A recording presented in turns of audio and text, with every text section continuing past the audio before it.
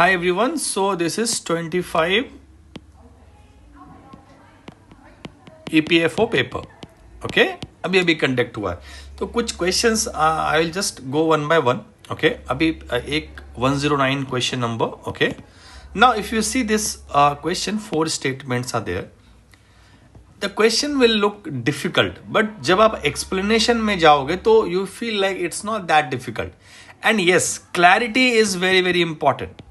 Okay, I said you earlier that if you read polity and if you don't solve the quality questions, आप इस exam को crack ही नहीं कर पाओगे, है ना. Now see this question. The Chief Justice of India is the highest administrative officer of the Supreme Court. Okay, now this is the very first question. ठीक है. Now statement. अब forget about these options.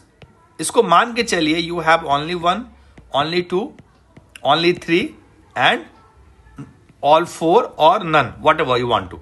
Okay, now if you see the very first statement, ये word play थोड़ा हुआ यहाँ पे because yes CGI is a administrative head but officer जहाँ तक बात होती है it's not the CGI, it's a secretary general. आप अगर सुप्रीम कोर्ट की वेबसाइट पे जाइएगा you will see the organizational chart. The first body is a secretary general. Then you have the registrars and then additional registrars. उसके नीचे और भी sections बने होते हैं, ठीक है ना. तो this is the incorrect option. अब आप देखो अभी इससे तो we can eliminate these two, but suppose you have such options only 1, only 2. तो every statement becomes important, right?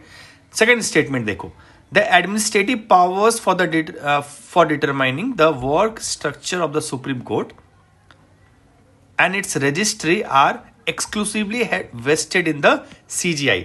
अब आप मुझे ये बताओ, you have learned कि ये exclusive word जहां पे आएगा, extreme word जहां पे आएंगे, entire word जहां पे आएंगे, only word आएंगे, वो गलत हो जाता है, right? बट आप थोड़ा सावधान हो जाइए. This statement is very very much correct.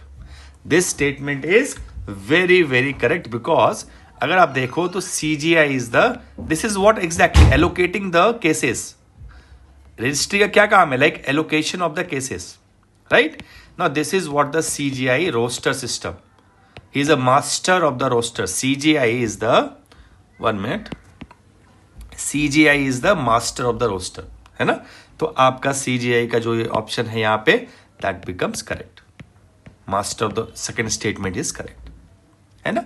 Third statement अगर आप देखोगे यहाँ पे it is written here, the person who has been the judge of the Supreme Court of India can practice after retirement only in the Supreme Court of India, not in the High Court. Confuse कर दिया है बिल्कुल आपको, है ना.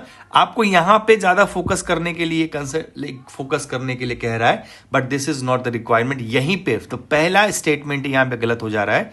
It's neither, कोई भी court में प्रैक्टिस नहीं कर सकते हैं. Okay, and it's like if you see article 1 to 4 clause 7 I think, okay, it is written there, a former SC judge cannot practice in any court. ठीक है, any court, ठीक है. लास्ट स्टेटमेंट देखिए, a designated senior advocate of the Supreme Court of India is not entitled to appear in the Supreme Court of India without an advocate. ये correct है statement. This is a factually correct statement and if you see here the final answer is D, है ना.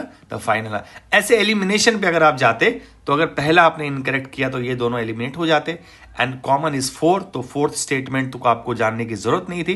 And then you are left with 2 and 3, है ना. इसमें से आपको जो आंसर रहता तो इजी है. ये ऑप्शंस में this question is easy but when it comes to only 1, only 2 ये थोड़ा डिफिकल्ट हो जाएगा, ठीक है. तो आपको क्लैरिटी बहुत ज्यादा जरूरी है. Make sure you are practicing very good questions.